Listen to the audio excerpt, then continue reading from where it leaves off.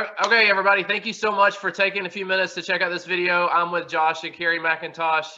They are missionaries that our church has gotten to be a little more familiar with throughout the course of this year. Josh came and spoke at one of our church services back in February, I believe it was, and got him connected with some other pastors and stuff in the area. So, Josh and Kari, how are you guys doing?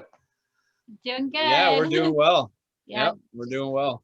Yeah, Christmas. so Christmas right around the corner. I'm sure this year's been crazy for all of us. So, what's something as you guys have just been navigating through this year? What are a couple of things that maybe you just feel like God's been teaching you just as you're navigating through this crazy, unpredictable year? Yeah. I mean, one of the biggest things I think he's been showing us is that no matter how crazy it is, or with all the shutdowns, with everything that's happening in the U.S. and all over the world, that he is right there with us. We have just seen or felt his presence with us and seen his fingerprints just on our lives. Personally, as far as fundraising goes, might not have been going as fast as we wanted, but just the blessings that have come out of that and the opportunities we've had to kind of pivot and bless our current supporters and pray for them and take more intentional time praying for them. Mm-hmm.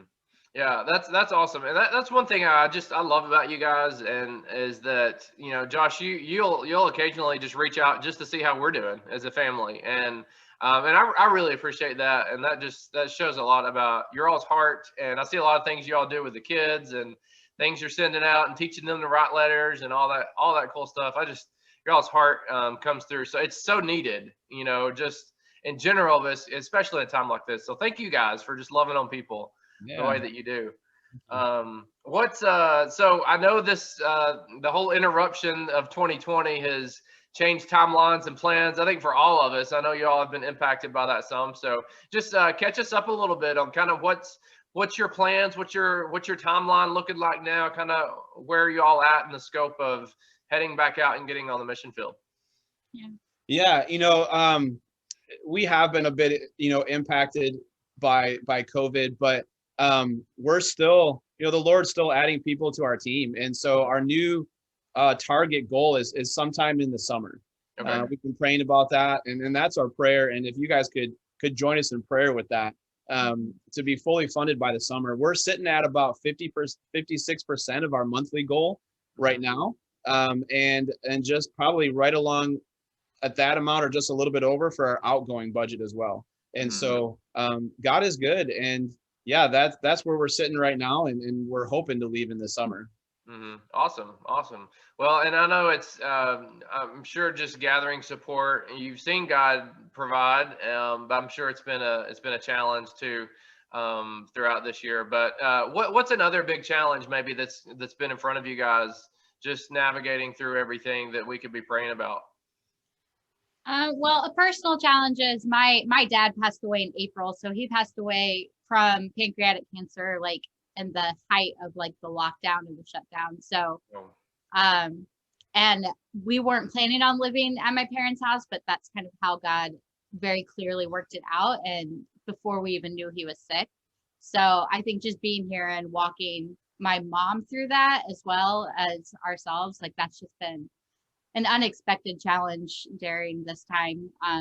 But it's also been just comforting knowing that God has, like, he planned it before we even knew we were coming back, like the timing of us coming back. So like Josh has said, we've seen his fingerprints and everything, but it's definitely been a challenge. And I think that's one of the reasons also he still has us here, because he still has us here to help my mom. She's lived here for 25 plus years, and just to help her with downsizing and all of that stuff. None of her family is nearby, so I think God's just had us here for that as well. Yeah. Well, we'll definitely be praying for you guys in that way. It's I know the grieving process it's a journey. It's not something that wraps up quickly. And so I'll definitely be praying for God's comfort for you guys, and we'll be doing that as a church, and praying for your mom as well. So I'm sure it's hard adjusting to a new sense of normal. Yeah. Well, tell me a little bit about what's going on East Mountain. You have any things there, a story or something that's maybe rippled out from what's going on over there? Yeah, we're in contact with them every month, and we get their blog emails, and we're in contact with leadership, and we're super excited about what we're hearing is going on. Right now, they're graduating out 6 more leaders. At East Mountain, their vision is to equip and develop gospel-led servant leaders for global missional service, and they've graduated 6 leaders who are their identity is found in Christ. They're deeply rooted in the Lord, and they are equipped to go and make disciples. And so it's an exciting time there. But one of the cool stories we heard of is from a guy named Azola. His name is Azola, and he went through the East Mountain residency program in 2019. And before he came to East Mountain, he was going to a church called Chosen Generation Church in Kailicha Township, which is a really poor area of Cape Town. East Mountain's in the Cape Town area. It's a really poor area. And before he came to East Mountain, his pastor mentored him, and he became a believer before coming to East Mountain in 2019. And his pastor had a dream to create a space at his church where people can come from all walks of life, from all backgrounds, and not be met with judgment, but be met with immeasurable grace, and to meet Jesus. And after Azola was going through the East Mountain program, he would go back to Chosen Generation Church and preach sermons.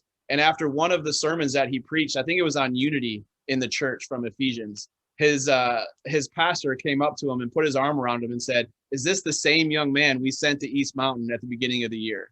And now he's trailblazing a new mini residency program at Chosen Generation Church, where he is doing life on life mentorship and discipleship with men from the church. And it's awesome to see what the Lord's doing with that as he disciples these men. And it's a beautiful picture of a believer coming to Christ, being discipled, and then going out and making disciples. Mm-hmm. And I mean, that's really what it's all about. And so that's one of the stories that's getting us really excited to get there. Yeah. That's awesome. That's so cool. And I love just being able to hear those stories in the midst of, a year that's, we wonder, like, is anything, it seems like everything we hear is negative, and it's like, there's nothing good. Is God doing anything? And it's like, I just keep hearing stories after story, about, yes, God is still moving. Jesus has already said he's going to build his church.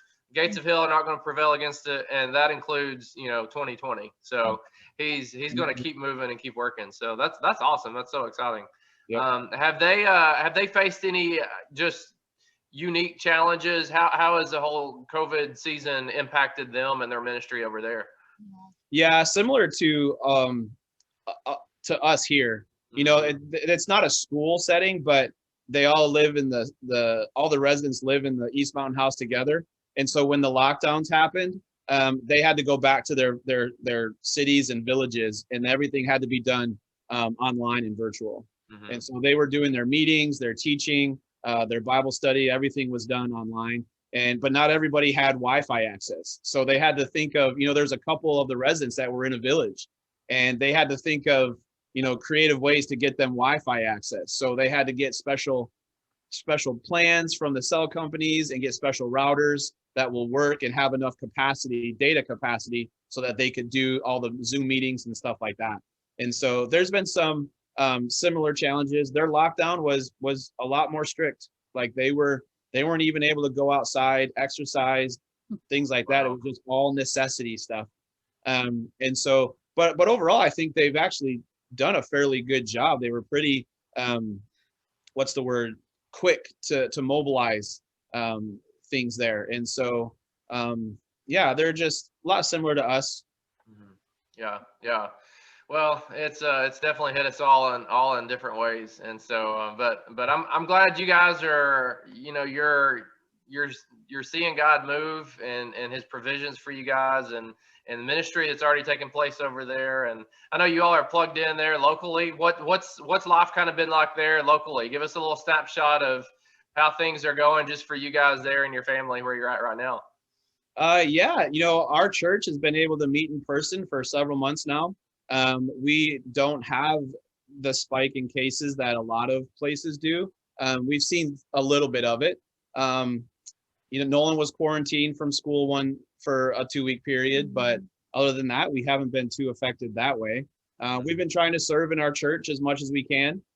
Kari works with the little kids, and I do some check-in stuff. I serve on the Ironman Council, and so we're in the midst of a week of hope right now, where we're reaching out to homeless people and single moms and different things like that. So we're trying to get our family involved. The kids will be ringing the Salvation Army bells tonight.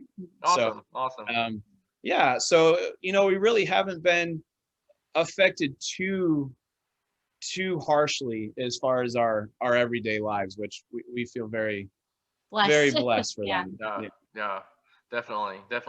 Well, thank you guys so much. Thanks for taking a few minutes just to share with us about what God's doing in your life and plans for next year. And we're excited just to continue partnering and praying and supporting you all as best we can. So everybody, as you watch this video, we'll be sending a portion of the Christmas offering to support Josh and Kari. So we're excited about that. But God may stir up your heart, as many of you met them earlier in the year, but also maybe this reminder here at the end of the year, maybe you would want to come alongside them and support them just individually. Maybe God would stir your heart to just want to love on them and encourage them and support them financially. So Josh, what's the best way if somebody wanted to get in contact with you guys? What would be the easiest way for them to do that? The easiest way would probably be just to email us or call us. And I don't know, I think you guys have all our information there. So maybe just to touch base with you and to get our email is probably the best way to do it. Okay. Yeah, we can definitely do that. All right. So, and we get a kid appearance at the end of the video. So it's awesome. You wave. Hey. She has the little breakfast she made in her little kitchen. Oh, there you go. That's awesome. Looks good. Yep. So. All right. Well, thank you all so much. And we look forward to just hearing more about how God moves. Thank you so much. God bless you guys. Merry Christmas.